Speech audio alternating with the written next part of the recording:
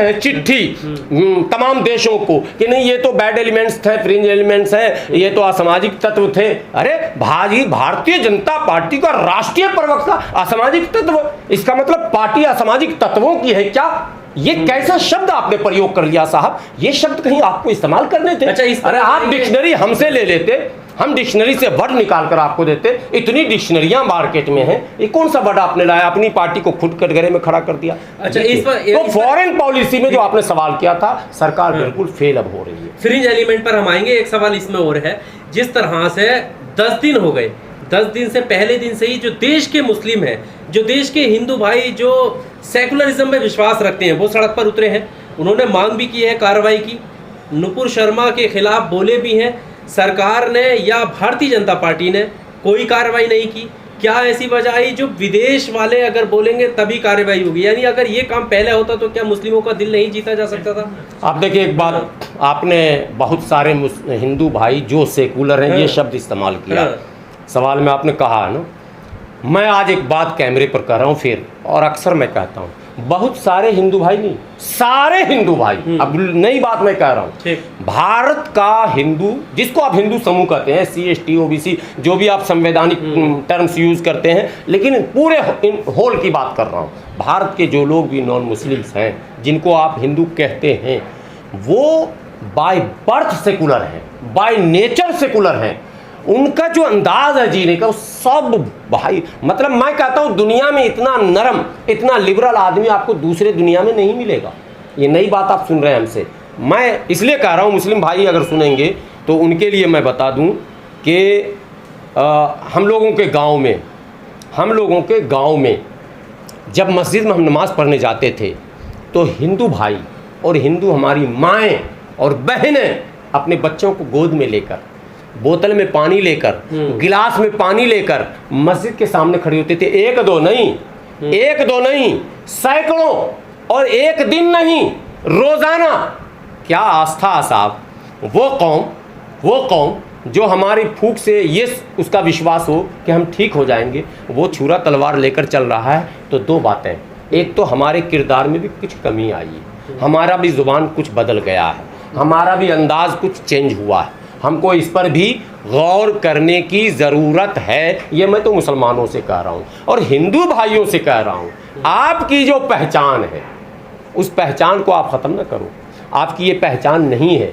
जो मुट्ठी भर लोग विदेश के कुछ एजेंटों, मैं एकदम बड़े जिम्मेदारी से कह रहा हूँ, यानी यहूदियों के इंटेलिजेंस, जो मूसाद बोलते हैं, मूसाद के बहकावे में काम हो रहा है इस देश में।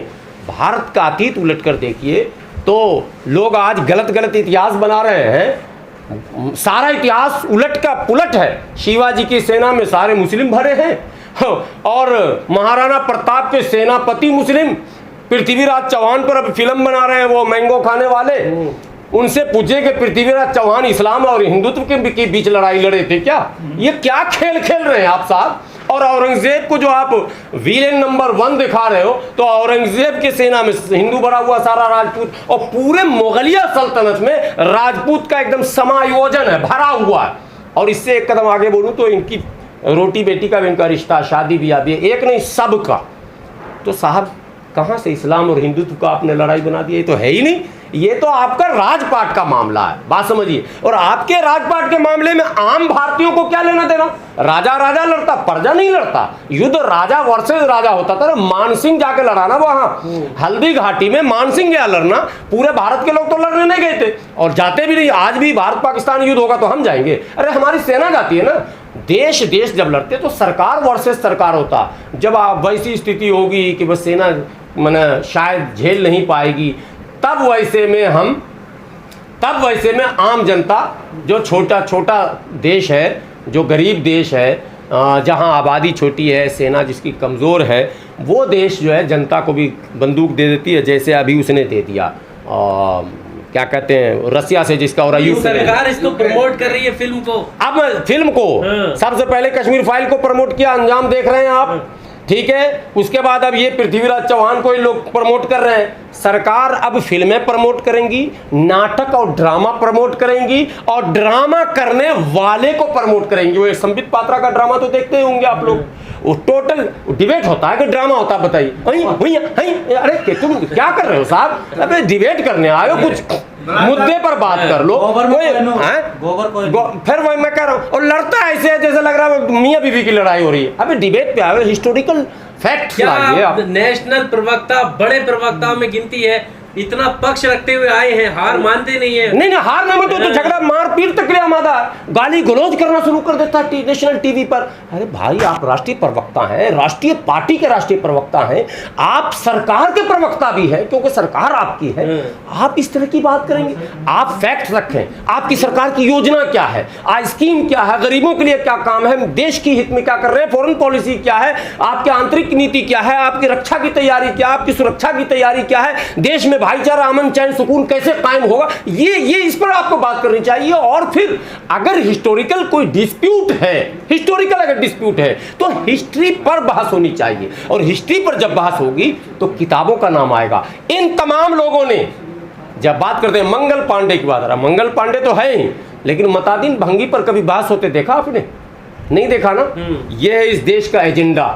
आज तक किसी चैनल पर मतादीन भंगी, जो 1857 की बगावत की मतलब अग्रिम पंक्तियों का मतलब बागी रहा हो, बागी ही कहेंगे उस टाइम, यानी ये कहिए कि स्वतंत्रता संग्राम का जो एक टीम बनी थी, उस टीम का एक माने सक्रिय सेनानी, उसको इतिहास के पन्नों से मिटाया गया बड़ी चालाकी से, जाति की वजह से। तो इस देश में माने स्वतंत्र भारत में 90 के बाद, तो मैं लगातार बता रहा हूँ, इतिहास में तब्दीली की गई लगातार, उनकी सुविधाओं अनुसार, जो उनकी सुविधा को सही हो, कंफर्ट हो उनके लिए, जो लगे कि मेरे एजेंडे को मैंने ठीक ठाक चलाएगा, वैसी हिस्ट्री इन्होंने तय की। और जो हिस्ट्री चेंज हुई है पृथ्वीराज में, देखिए आपने। अरे हिस्ट्री तो पृथ्वीराज चौहान फिल्म में तो सारे सुधारने के लिए आए हैं, जो बकवास फिल्म है। हिस्ट्री से उसका दूर दूर तक कोई रिश्ता नहीं है, दूर दूर से भी कोई रिश्ता नहीं है। माने जो हिस्ट्री में है उसके बिल्कुल विपरीत है, मनगढ़ंत है। और वो पृथ्वीराज रासो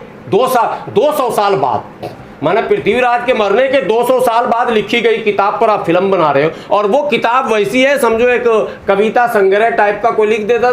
आल्हा उदल का नाम सुना होगा आप लोगों ने, आला उदल। हिस्ट्री में नाम है क्या? कहीं है हिस्ट्री में नाम क्या? नहीं है। तो ऐसे कई नाम हैं जिनको सफ़े हस्ती से मिटा दिए गए। आप इस भारत की धरती पर आदिवासियों के सबसे बड़े नेता बिरसा मुंडा कहाँ पर इतिहास में रखा गया? बिरसा मुंडा को इतिहास में कहाँ पर रखा आपने? कहीं नजर नहीं आता। तो आप खुद जो भेदभावपूर्ण इतिहास बना रहे हैं, गुलाम सरवर इतिहास को मिटने नहीं देगा। और हजारों लाखों गुलाम सरवर इस धरती पर घूम रहे हैं, जो इतिहास को संजो रहे हैं, लिख रहे हैं और भेज रहे हैं। आप क्लास से हटा दो, फिल्म से हटा दो, आप रंगमंच से हटा दो, आप तमाम चीज़ों से, जो सरकारी खर्च पर जो कुछ होता है उस सबसे हटा दो, लेकिन आप आदिवासी के दिलों से बिरसा मुंडा को नहीं हटा सकते। आप दलितों के दिल से मतादीन भंगी को नहीं हटा सकते।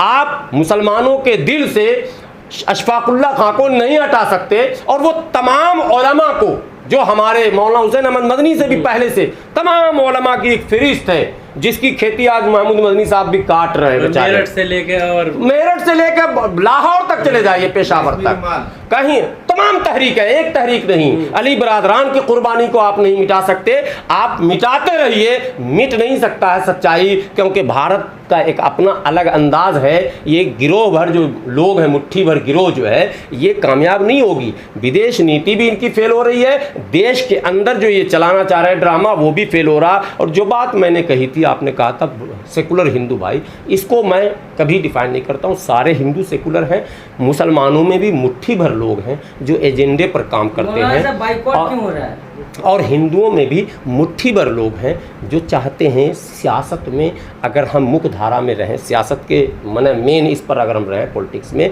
तो इसके लिए उनको लगता है कि हम इनको तोड़ कर रखें। अगर सब जुड़ जाएगा, अगर हिंदू मुस्लिम नहीं होगा, भारत पाकिस्तान नहीं होगा, इस्लाम और हिंदुत्व का झगड़ा नहीं दिखाया जाएगा टीवी पर, तो फिर क्या होगा? फिर रोजी रोटी, पढ़ाई लिखाई, दवाई कमाई, रोजगार, पढ़ाई, शिक्षा, अधिकार, ये मांगना लोग शुरू करेंगे। आप भी तो उसी में जाते हैं। तो ये चीज़ जो है ये समझने की ज़रूरत है और ये एजेंडा